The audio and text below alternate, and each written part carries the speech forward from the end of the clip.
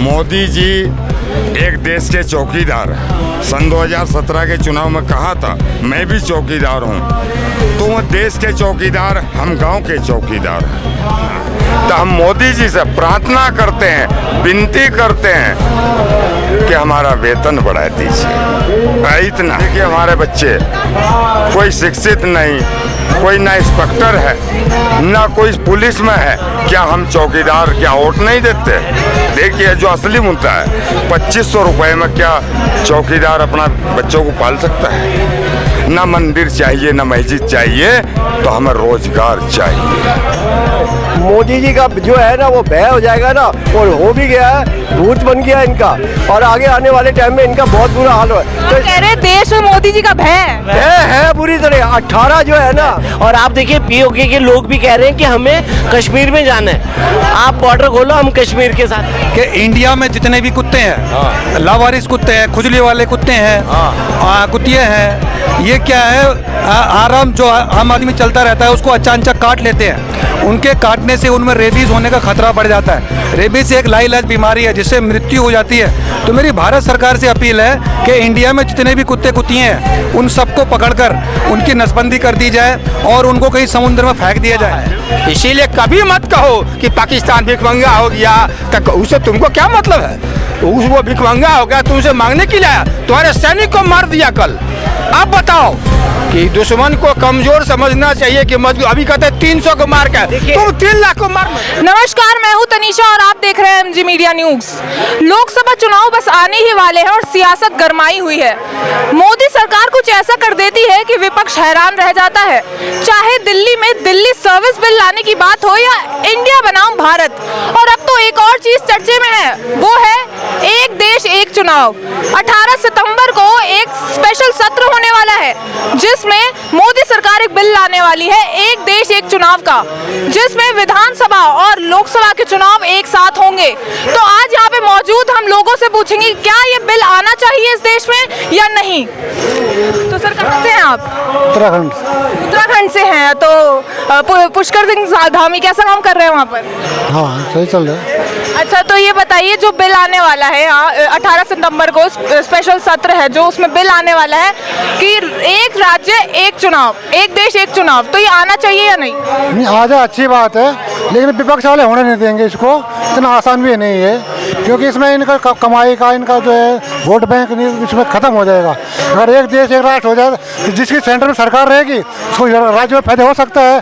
इस बेस पे ये इसका विरोध करेंगे, और इससे पैसा इनको बचाने की मतलब नहीं, इनको तो वो देश लुटाना है, इनका काम है चोरी करना, भ्रष्टाचार करना, इनका काम ही है। मतलब आपके हिसाब से ये आना चाहिए बिल? आ जाए बहुत अच्छी बात है, इसको कम से देश का पैसा बचेगा, समय बचेगा, वो काम पैसा कहीं होगा, इन्वेस्टमेंट होगा, क्योंकि एक चुनाव में कम से कम हजारों करोड़ खर्चे होते हैं, पार्टी को फंड अलग खर्चा होता है। पर यह कि चलो लोगों का अपनी अपनी इच्छा है जो हो जाए। आपको नहीं लगता कि इतने ज्यादा बड़े पैमाने में चुनाव करवाना काफी ज्यादा, इसमें भी खर्चा काफी ज्यादा होने वाला है, तो क्या ऐसा देश में हो पाएगा? इतना पैसा है देश के पास कि वो इतने बड़े पैमाने पर चुनाव करवा सके? ऐसे तो हम ये मानते हैं कि अगर आजकल जो फोन का जुबान है, ऑनलाइन चुनाव सिस्टम हो जाए, आप जिसकी सत्ता में अगर केंद्र सेंटर में सरकार है, आप लोगों की राय ले लीजिए, बहुमत उसी पे निर्वाचन के चुनाव की जरूरत ही नहीं पड़ेगी। स्मार्टफोन आ गया, हर एक के पास काफ़ी हद तक आ गए हैं, तो फोन सिस्टम से आप कर लीजिए, घर बैठे लोगों की राय ले लीजिए, चुनाव की जरूरत ही नहीं पड़ेगी आपको, खर्चा बचेगा, लोगों की राय पता लगेगा, जो बहुमत है उसको चुनाव कर दीजिए। आप बताइए बिल आना चाहिए एक देश एक चुनाव का, जो अभी बिल लाने वाली है मोदी सरकार। देखिए मोदी जी एक देश के चौकीदार हैं। सन 2017 के चुनाव में कहा था मैं भी चौकीदार हूं, तो वो देश के चौकीदार, हम गांव के चौकीदार हैं। तो जब से मोदी जी ने कहा है कि मैं चौकीदार हूं, तो हम गांव के चौकीदार, तो पुलिस प्रशासन हमारी इज्जत करता है। जब से सिर्फ फर्क इतना है कि हमारा वेतन कम है, सिर्फ इतना है। तो हम मोदी जी से प्रार्थना करते हैं, विनती करते हैं कि हमारा वेतन बढ़ा दीजिए।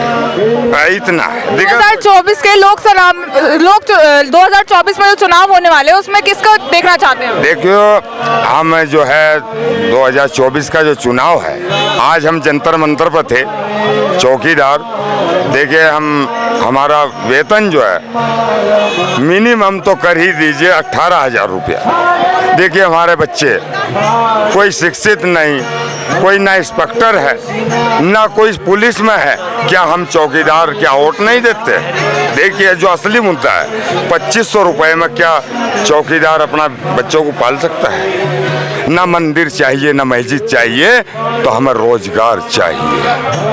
आपने बताया नहीं, आप किसको देखना चाहते हैं? देखिए वेतन के बारे में बाकी सब ठीक है। हाँ सब ठीक है। देखो हमारे मोदी जी का जब से चौकीदार कहा था, बस वेतन बढ़वाना चाहते हैं, बाकी आपको कोई दिक्कत नहीं है। हाँ ना मंदिर चाहिए ना मस्जिद चाहिए, हमें तो सिर्फ रोजगार चाहिए।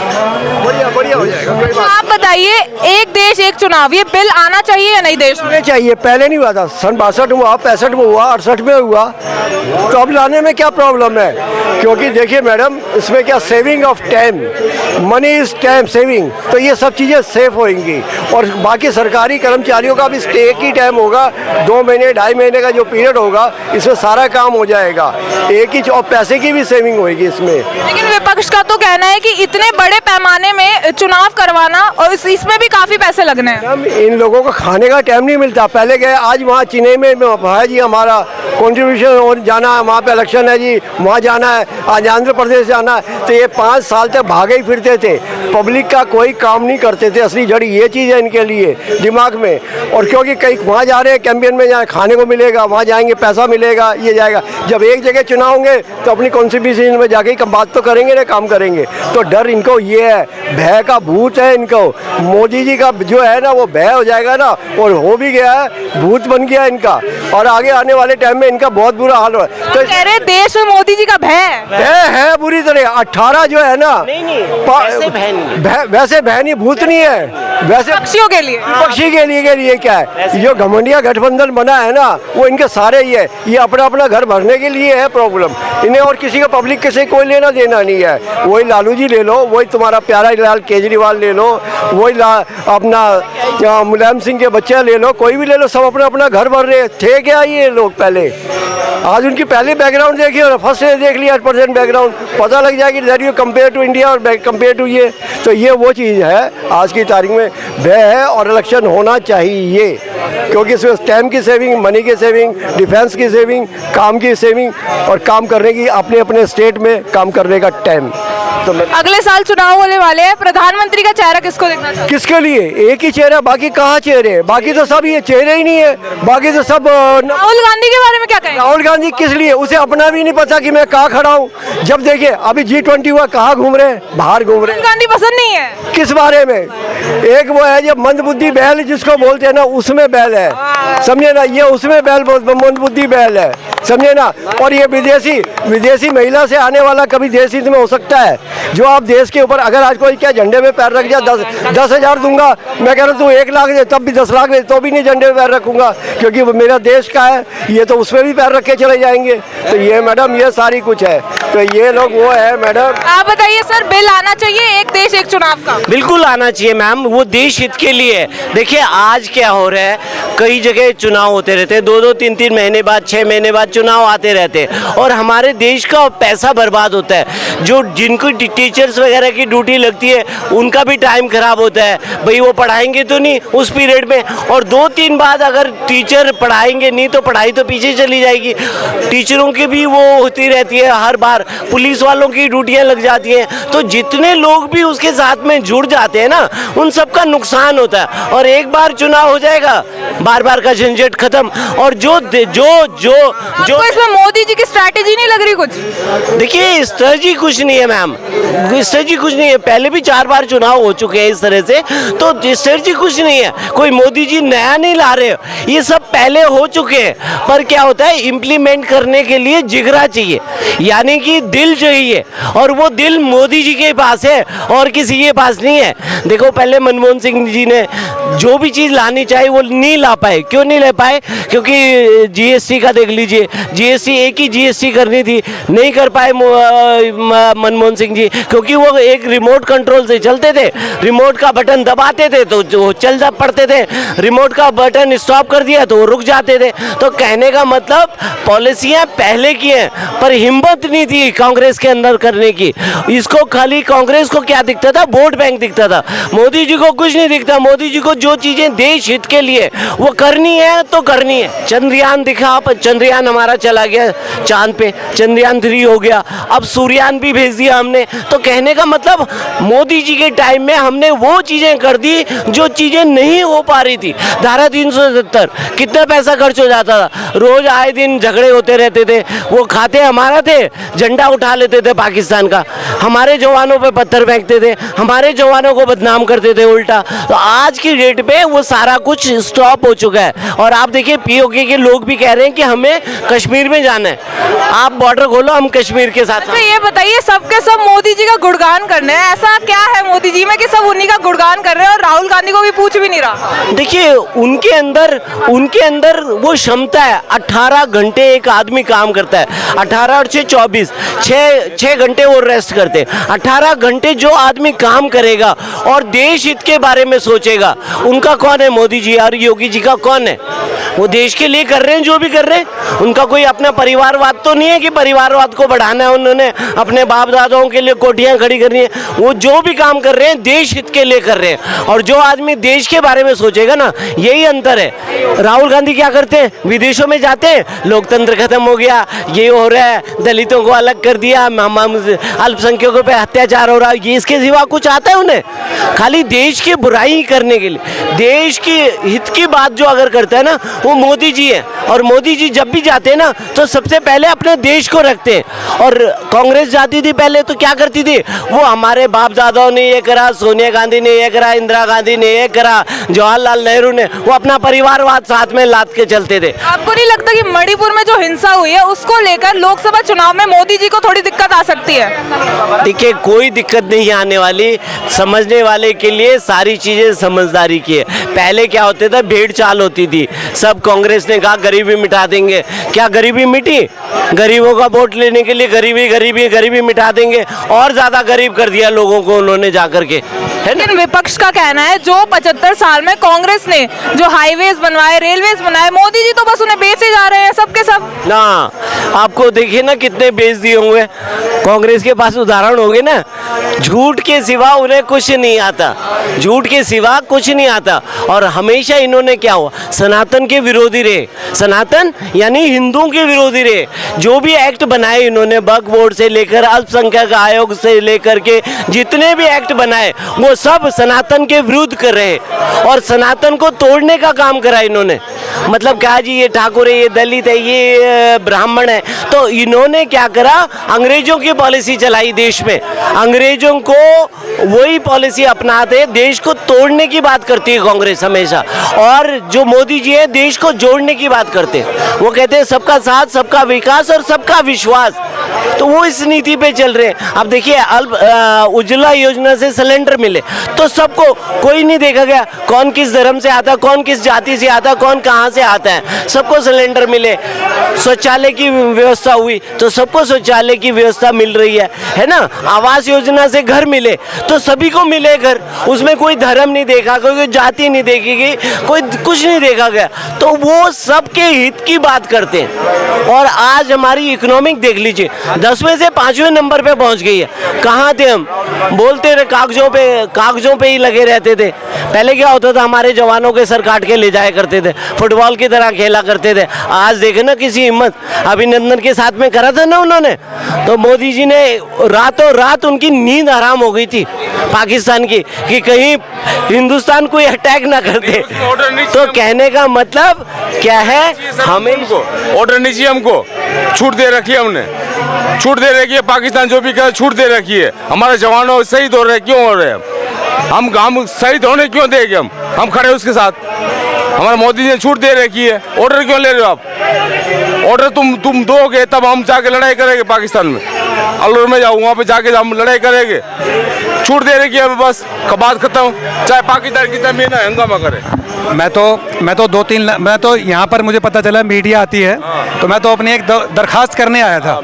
दरखास्त मेरी ये है कि मेरी भारत सरकार से अपील है कि इंडिया में जितने भी कुत्ते हैं, लावारिस कुत्ते हैं, खुजली वाले कुत्ते हैं, कुतिए हैं, ये क्या है, आराम जो आम आदमी चलता रहता है उसको अचानक काट लेते हैं। उनके काटने से उनमें रेबीज होने का खतरा बढ़ जाता है। रेबीज एक लाइलाज बीमारी है जिससे मृत्यु हो जाती है। तो मेरी भारत सरकार से अपील है कि इंडिया में जितने भी कुत्ते कुतिए हैं उन सबको पकड़कर उनकी नसबंदी कर दी जाए और उनको कहीं समुद्र में फेंक दिया जाए। और पूरा भारत सरकार इंडिया तो गलत बात कह रहे हैं आप। क्यों फेंक दिया जाए? क्यों फेंक दिया जाए? उनका रहने का हक नहीं है भाई साहब। वो जानवर हैं, वो इंसान नहीं है, वो जानवर हैं। उनका काम ही ऐसे, वो ऐसे नहीं काट सकते ना। आप ये बोल सकते हैं कि उनको ले जाकर उनको एक सेवा केंद्र में रख दे, लेकिन आप ये कैसे बोल रहे हैं कि पानी में कुदवा दें उनको? Detention centre, sorry. ये पानी में कुदवाने वाली क्या बात कर रहे हैं? मेरी बात तो डिटेंशन सेंटर बोलते हैं। मेरी बात का गलत मतलब निकाला जाए। गलत मतलब आपने सीधा सीधा बोला कुत्तों को पानी में फेंक दे। कुत्तों को पानी में कैसे फेंक के दे? लिए क्षमा मांगता हूं, पर मैं ये कह रहा हूं कि मैं क्षमा मांगता हूं उस बात के लिए। समुद्र में फेंकने माफी मांगता हूं मैं, पर मेरी बात को दोबारा से सुना जाए, बड़े ध्यान से सुना जाए कि भारत सरकार से आपको कुत्ते ने काटा है क्या? नहीं, एक 14 वर्षीय अभी मीडिया में दिखाया था कि 14 वर्षीय एक बच्चे को क्यों बढ़ा रहा है? पाकिस्तान अपनी आबादी बढ़ा रहा है, क्यों बढ़ा रहा है? हमारा भारत बड़ा है, वो बड़ा रहेगा हमेशा के लिए। पाकिस्तान आबादी क्यों बढ़ा रहा है? हम नसबंदी क्यों करेंगे? और शराब भारत को आगे करेगा। और शराब तुरंत जा रहे हैं, कौन सा टॉपिक आप क्या बोल रहे हैं? अरे शराब तुरंत बंद कर देनी चाहिए। सुनिए, अरे एक मिनट रुको तो। इन पे जो है ना, देखिए ये बताइए, एक मिनट, एक देश एक चुनाव बिल आना चाहिए कि नहीं? टॉपिक पे आइए। हाँ, टॉपिक पे ही आ रहा हूँ मैं, पर मैं अपनी दरखास्त के बाद फिर टॉपिक पर आ जाऊंगा। मेरी दरखास्त सुन लिया सबने, अब आप बोल दीजिए। भारत सरकार से मेरी दरखास्त है कि इंडिया में जितने भी लावारिस कुत्ते हैं उनको तुरंत से तुरंत डिटेंशन। सुनिए देखिए, देश में जो अभी बिल आने वाला है, एक देश एक चुनाव बिल आना चाहिए कि नहीं? देखिए, पूरे देश की जनता और भारत की जनता ये कह रही है कि एक देश एक चुनाव होना चाहिए, क्योंकि देखिए देश में जो हर साल 5 चुनाव 6 चुनाव देश की जनता पर डाल दिए जाते हैं, वो देश की जनता का पैसा है। अर्थव्यवस्था से वो पैसा खर्च होता है और देश की जनता यही तो कह रही है, भैया हमें एक बार मौका दो नेता चुनने का। हम भी बिजी रहते हैं, हमारे अपने काम धंधे छोड़ के तुम्हारे चुनाव प्रचार में लगते हैं। देश की जनता यही कह रही है कि सब कुछ छोड़ के एक देश एक चुनाव कीजिए और पूरा देश इस समर्थन में है। क्योंकि देखिए, ये कुछ लोग हैं जिनको क्या है, जो सत्ता के लालची लोग हैं, जिनको कुछ ऐसे लोग हैं जिनको इस चुनाव से कमाई का साधन बनाते हैं, उनको इस जो व्यवस्था है इससे कष्ट है। तो देश की जनता यही चाहती है एक देश एक चुनाव हो, और मोदी जी जो 5 दिन का संसद सत्र ला रहे हैं उसमें इसको लाना चाहिए और पारित करना चाहिए।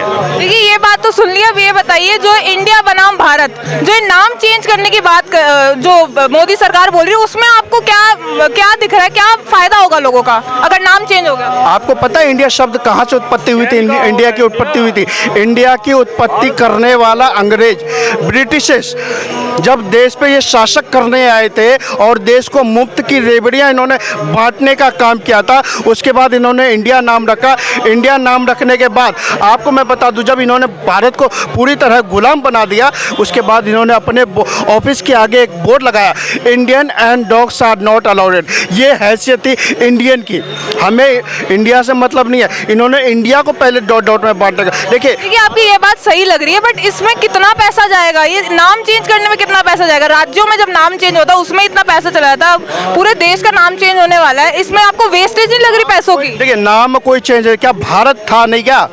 नाम भारत तो हमेशा रहेगा। नाम चेंज की बात नहीं है, भारत था, इंडिया नहीं था।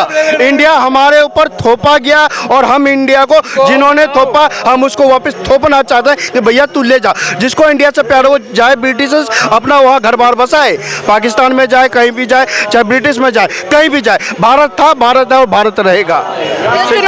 जो चुनाव होने वाले किसको वोट देंगे आप? चुनाव होने वाले देश की जनता जिसे वोट देगी हम भी उसे देंगे। किसके साथ है आप? मेरी बात सुनिए, 70 साल से ये कांग्रेस वाले लोगों तक, गांवों तक, महिलाओं और बहनों के पास शौचालय तक का निर्माण नहीं करवा पाए थे। पूछिए जाके इसे, क्या देश की जनता उन्हें वोट देगी? 70 साल तक ये लोग माता बहनों के आंखों से आंसू तक नहीं पहुंच पाए। उज्ज्वला योजना के माध्यम से मोदी जी ने आंसू पोंछने का काम किया। देश की जनता उनको वोट देगी। आज चले जाइए आप दिल्ली से मेरठ, दिल्ली से बिहार, दिल्ली से मुंबई, दिल्ली से बंगाल, कहीं भी on way, on the way, on the road. बेरोजगारी और जो महंगाई है इसके बारे में क्या? स्टार्टअप इंडिया क्या है आपको पता है? अगर आपके पास काबिलियत ही ना हो, आपके पास स्किल ही ना हो, आप राहुल गांधी जी जैसा अगर कोई आंख मारने का काम करेगा, आप उसको कहेंगे रोजगार दे दे तो रोजगार मिलेगा उसको? अरे भैया अपने अंदर काबिलियत तो लाओ। आपके अंदर कोई स्किल होगी, काबिलियत होगी, तभी तो मोदी जी लाल किले से चिक चिक कर कहते थे। और कहा है उन्होंने कि काबिलियत आपका, मौका आप हमारा, स्किल आपका, मौका हमारा। तो है ही है। अगर आपके पास काबिलियत ही नहीं है, आप ना काबिलियत है और आप कहते कि आप 10वीं पास है और आपको कलेक्टर बनना है, आप 60 साल के आदमी हैं और आप कहेंगे मैं बेरोजगार हूँ, 55 साल का युवा कहता है मैं बेरोजगार हूँ। अरे वो बेरोजगारी आपकी वो वाला रोजगार नहीं है, आप अपने परिवार के लिए रोजगार मांग रहे हैं जो देश की जनता नहीं देना चाहती। सत्ता के माध्यम से सत्ता का रोजगार मांगते हैं। तो ये अपने रोजगार की चिंता है इन्होंने, आपके हमारे रोजगार की चिंता नहीं है। आपके पास काबिलियत है, हमारे पास काबिलियत है, हम काम कर रहे हैं, हम देश की अर्थव्यवस्था को चला रहे हैं। देश की अर्थव्यवस्था राहुल गांधी नहीं चलाता अकेले, वो अपने परिवार की चिंता करता है और उसको अपने परिवार की चिंता है, अपने परिवार के रोजगार की चिंता है। बार बार चुनाव कराने की क्या जरूरत है जब एक ही आदमी बार बार आने के लिए रेडी है? आदमी बदलेगा, सरकार वही रहेगी। जो मोदी जी जाएंगे, जोगी जी आएंगे, तो चुनाव कराने की क्या जरूरत है? 18 से परसों से सेशन चलने वाला है। कुछ ऐसा काम करो जो इतिहास में नहीं हुआ। चाचा जी सर्जिकल स्ट्राइक मोदी जी ने किया था, पाकिस्तान को औकात दिखा दी थी। एयर स्ट्राइक भी मोदी जी ने किया था और पाकिस्तान को औकात दिखा दी थी। दिखाई ना 3 सैनिक को मारे ना हम कबूल करते हैं। उसके 30 से ज्यादा सैनिक अरे मारेंगे कस के मारेंगे। अरे कमजोर उसने देश की सेना को ललकारा है ना। मोदी जी 3 के बदले 300 अगर उखाड़ के ना लाए, आप देख लेना। और आप ही लोग सबूत मांगोगे कि भैया सबूत कहाँ दिख रहा है, सबूत दिखाओ। सबूत के लिए पिटारा तैयार रखिए। तो आप ही बोल रहे हो। अरे तो आप ही अरे सर्जिकल स्ट्राइक हुआ था तो सबूत मांग, सर्जिकल स्ट्राइक में सबूत मांगने वाला कौन था? सुनिए, देश की सेना के शौर्य के ऊपर आवाज उठाने वाला कौन था? पूछिए जरा इसे, किसने आवाज उठाई थी? देश की सेना को किसने कहा था कि ये लोग चाइना के बॉर्डर पे पिट के आते हैं? कौन था कहने वाला? और देश की सेना का सबूत मांगने वाला कौन था? ये अरविंद केजरीवाल बैठा हुआ ना, पूछिए जरा। और किस गठबंधन में? हाँ, कोई किसी को सवाल जवाब करने के लिए तैयार नहीं है। मेरा कहना है पार्टी से अलग हटके किसी दुश्मन को कमजोर समझोगे तो यही परिणाम होगा जो कल हुआ है। इसीलिए कभी मत कहो कि पाकिस्तान भिखमंगा हो गया, तक उसे तुमको क्या मतलब है? वो भिखमंगा हो गया, तुमसे मांगने के लिए आया, तुम्हारे सैनिक को मार दिया कल। अब बताओ कि दुश्मन को कमजोर समझना चाहिए कि मजबूत। अभी कहते हैं 300 को मार के, तुम 3 लाख को मार न दो, उससे हमको क्या मतलब है? देखिए, अब ये कह रहे हैं कि दुश्मन को कमजोर तो हम किसी को आंकते ही नहीं है, कमजोर तो आंकते ही नहीं है। तभी तो सर्जिकल स्ट्राइक करी गई है ना, एयर स्ट्राइक करी गई। और उसमें ये लोग ढूंढ रहे थे कि सबूत ढूंढ रहे थे। केजरीवाल साहब कह रहे थे, केजरीवाल साहब को बिल्कुल रॉकेट में सीधा लॉन्च वहीं करना था, सीधा लैंड करना था वहीं पे, बम ब्लास्ट होता तो अभी पता चलता केजरीवाल को ढूंढते कि कहाँ थे वो, कितने लोग मरे थे, कितने आतंकवादी मर गए थे। तो कहने का मतलब वो हमारे सामने कुछ नहीं है मैडम, कुछ नहीं है। वो उड़ाने का वो देखिए ना, हम कुछ भी नहीं करेंगे ना। आप कहना है कि अपने किसी को कमजोर नहीं समझना चाहिए, ये कहना है आपका? देखिए, हम कुछ भी नहीं करेंगे ना। अब वो पीओ के हमारे पास में आने वाला है और ये इन्होंने भी देखना है। इन्होंने कहा ना G20 में, इन्होंने कहा था कि G20 से हमें मिलेगा क्या। अब इन्हें यही समझ में नहीं आया कि G20 से हमें मिला क्या। बताइए सर, क्या मिला हमें G20 से? G20 से आपको क्या मिलेगा? बताइए। G20 से आपको क्या मिलेगा? आप जो कल थे वही आज रहिएगा। G20 G20 से जो पता नहीं क्या खर्च मिला है। हुआ टैक्स का पैसा वो महंगाई पर में जोड़ा जाएगा, आपको महंगाई झेलना होगा और कुछ नहीं मिलने वाला है। यार। 5 किलो अनाज मिल रहा है, शौचालय मिल रहा है ना। कांग्रेस के राज में न शौचालय था न अनाज था, अनाज था ही नहीं तो शौचालय की जरूरत कहाँ थी। ठीक है, अब 5 किलो अनाज मिलता है, खाते हैं दौड़ दौड़ के, शौचालय जाते हैं, सारा यही मिला था इनका। सर इनका मतलब था कि सुनिए इनका मतलब था लोग जैसे अरे सुन तो लो, एक मिनट दुश्मनों की जरूरत इनका कहने का मतलब था कि आप अपनी भारत की दीवारों को गंदा करते रहते और आपके विदेशी आते तो देखते भारत में ऐसे ऐसे करते हैं लोग। शौचालय नहीं चाहिए इन्हें दीवारों पे वो खुले शौचालय चाहिए। तो ये इनकी सोच जो है ना गांव वाली सोच है कि गांव में रहना बस, तो वो खुले शौचालय में जाते। अब शौचालय बन गए तो इनको बुरा लगता है। इनकी माँ बहनें शौचालय में जाती हैं, उनका सम्मान होता है, तो वो इन्हें पसंद नहीं आ रहा। अब इन्हें क्या है वो देखिए कोरोना के टाइम पे दिया गया। भाई अगर मान लो सरकार आज की युवा क्या डेवलप चाहिए, आज हमारे पास एयरपोर्ट 149 एयरपोर्ट है, 18,000 गांव के बिजली से जोड़ने का काम किया है सरकार ने, 17 एम्स पे काम चल रहा है, प्रोजेक्ट पे काम चल रहा है। आज कश्मीर से कन्याकुमारी तक हाईवे बना के दिया है। और अब क्या चाहिए, अभी संसद भवन बना के दिए, भारत मंडप बना के दिए हैं, वहाँ पे क्या बोलते हैं सूरत में हीरा के लिए वो व्यापारी के लिए वो बना के दिए। और क्या चाहिए, डेवलप कर रहे हैं सरकार ने। बताइए, एक देश एक चुनाव वाला बिल आना चाहिए देश में या नहीं? एक साथ विधानसभा और लोकसभा के चुनाव होने चाहिए। होना चाहिए। इसमें क्या होता है, चुनाव जो हमारे देश में हर दिन डेली चुनाव होता है ना, जनता को पैसे बेस्ड होता है, जनता के पैसे बेस्ड होता है और जो प्रतिनिधि होता है काम नहीं करते। आज इस स्टेट में चुनाव, कल इस स्टेट में चुनाव, परसों इस स्टेट में चुनाव। हमारे यहाँ 12 महीना चुनाव ही चलता है, तो उससे वजह से काम रुकता है, डेवलप नहीं होता, मतलब वो नहीं हो सकता है, विकास नहीं होता, तो काम रुक जाता है। तो एक साथ चुनाव होना चाहिए ताकि पैसा बहुत बचेगा जनता का। क्या है मोदी में, ये तो आपने जान ही लिया होगा लोगों की राय जानकर। हर कोई चाहता है कि ये बिल आना चाहिए। ज्यादातर लोगों का यही कहना है कि देश में राज्यसभा और लोकसभा के चुनाव एक साथ होने चाहिए। तो ये तो आपने जान लिया कि लोगों का क्या कहना है। कैमरा पर्सन प्रियंका आर्य के साथ मैं तनीषा, MG मीडिया न्यूज।